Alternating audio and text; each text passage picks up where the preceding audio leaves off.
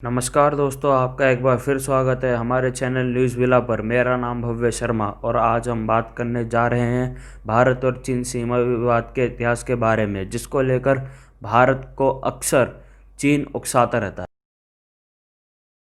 दो बड़े बड़े और विभिन्न छोटे छोटे भागों को और कब्जों को लेकर भारत और चीन के बीच विवाद है। पूरी तरह से पश्चिम में स्थित अक्साई चीन पर भारत दावा करता है और उसका कहना है कि जम्मू कश्मीर और लद्दाख का एक हिस्सा है, लेकिन इस पर नियंत्रण और कब्जा चीन के जिन्नासिंग स्वायत्त शासित क्षेत्र का है और वही इसे प्रशासित करता है।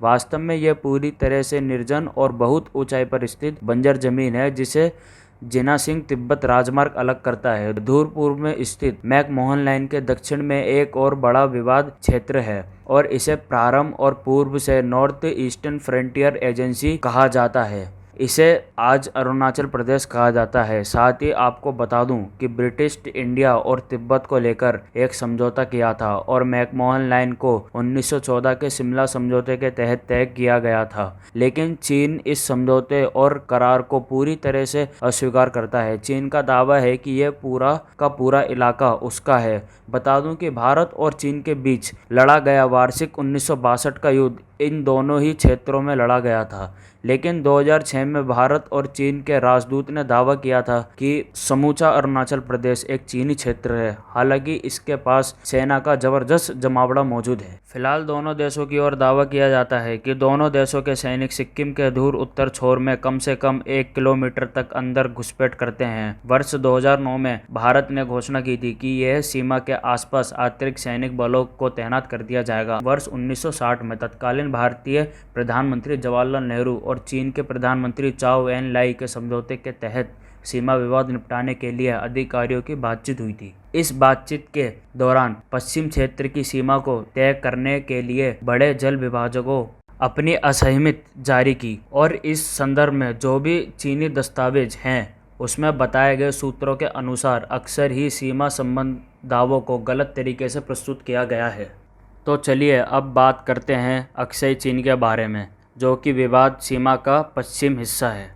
इस क्षेत्र के सबसे निचले बिंदु, जो कि कारागर्स नदी समुद्र तल के करीब 14,000 फीट ऊंचा से लेकर ग्लेशियर के शिखरों 22,500 फीट ऊंचाई, ज़्यादातर क्षेत्र निर्जन और पूरी तरह से आबादी रहित है। यह करीब 37,244 वर्ग किलोमीटर तक फैला हुआ है। अक्साई चीन के पूरी तरह से मनुष्यों की उपस्थिति से वहीन यह दर्शाता है कि इसका महत्व प्राचीन कारोबारी मार्गों की क्रॉसिंग के कारण है और यह गर्मियों के मौसम से जिनसेंग और तिब्बत से आने वाले याकों के कारवाहों के थोड़े समय के मार्ग के तौर पर काम आता था।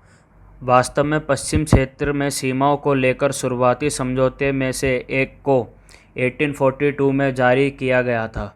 तब पंजाब में सिखों के साम्राज्य क्षेत्र में 1834 में जम्मू राज्य के लद्दाख को अपने राज्य में मिला लिया था। वार्षिक 1841 में सिखों की सेना ने तिब्बत पर हमला किया, लेकिन चीनी सेना ने सिखों की सेनाओं को पराजित कर और लद्दाख में घुसकर लेह पर कब्जा कर लिया। सिख सेनाओं के लगभग लगाए जाने के बाद सितंबर 1842 में चीनी और सिखों ने एक संधि पर हस्ताक्षर किया, जिसमें कहा गया कि दोनों में से कोई देश पड़ोसी देशों की सीमाओं में अवैध घुसपैठ का हस्तक्षेप नहीं करेगा। वर्ष 1846 में ब्रिटिश की ओर सिखों ने लद्दाख पर संप्रभुता का हस्ताक्षर चीनियों के हाथों में कर दिया गया और इन घटनाओं के बाद ब्रिटिश कमिश्नरों ने चीनी अधिकारियों के साथ मिलकर उस सीमा के बारे में भी बात की जिसे उस समय दोनों साझा करते थे। तो चलिए अब बात करते हैं द जोन्स लाइन के बारे में। वर्ष 1878 के मध्य एशिया के नक्शे में कोतान को दिखाया गया है। इसके पूर्व की सीमा में दर्शाए गए नक्शे में अक्साई चीन की सीमा के भारत और चीन दावों को दिखाया गया है। इसे फॉरनर ऑफ लाइन या मैकडोनाल्ड लाइन भी कहा जाता है। आपको बता दें कि सर्व ऑफ इंडिया से जुड़े एक प्रशासनिक अधिकारी W.H. जोन्स ने 1865 में एक जोन्स लाइन बनाने का प्रस्ताव रखा था, जिसके तहत अक्साई चीन को जम्मू कश्मीर में दर्शाया गया था।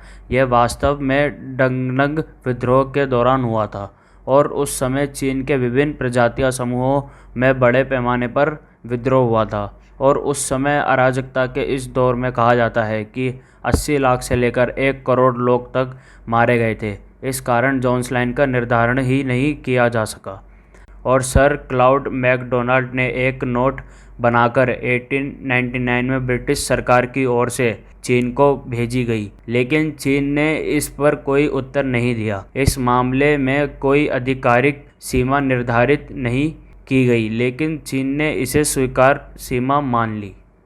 वर्ष 1947 में पहले चीन सरकार ने 1917 से लेकर और 1933 के बीच पोस्टल एटलस ऑफ चाइना प्रकाशित किया गया था, जिसे अक्सई चीन को जॉनसन लाइन के अनुसार भारत में दर्शाया गया था। इसी तरह से भारत की स्वतंत्रता के बाद 1 जुलाई 1954 को जब प्रधानमंत्री नेहरू ने अक्सई चीन को भारत के नक्शे में दिखाया जाने को कहा, तब चीन ने इस पर आपत्ति की, जबकि नेहरू जी का कहना था कि भारत के नक्शे में जोन्स लाइन के मुताबिक भारत की सीमा रेखा के अंदर दर्शाया जाए। 50 और 60 के दशक में चाओ एन लाइन का कहना था कि यह तो चीन के न्याय क्षेत्र में आता है, क्योंकि चीनी सरकार ने केवल मार्क-कार्टिन मैकडोनाल्ड लाइन को मान्यता दी है, जिसके तहत अक्सई चीन भारत का हिस्सा नहीं है और यह चीन का भाग है। इसी तरह सितंबर 2014 में वास्तविक नियंत्रण रेखा पर जब भारत और चीन सैनिकों ने इस दूसरे की सीमा पर कैंप बना लिए थे। बता दें कि चीनी सैनिकों ने भारतीय सीमा के 3 किलोमीटर अंदर तक कैंप बना लिए थे। बीबीसी की वेबसाइट का भी यही कहना है कि प्रत्येक घुसपैठ के साथ चीनी सेना भारत में कई किलोमीटर अंदर तक घुस आई है और दोनों तरह से तय पेट्रोलिंग एरिया को लाइन को बदलते रहते हैं।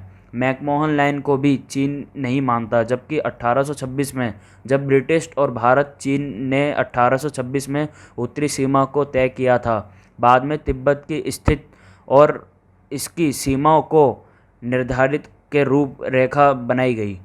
साथ ही आपको बता दें कि शिमला समझौते को लेकर भी ब्रिटिश पक्ष ने गलतियां की, जिसका खामियाजा भारत को भुगतना पड़ा।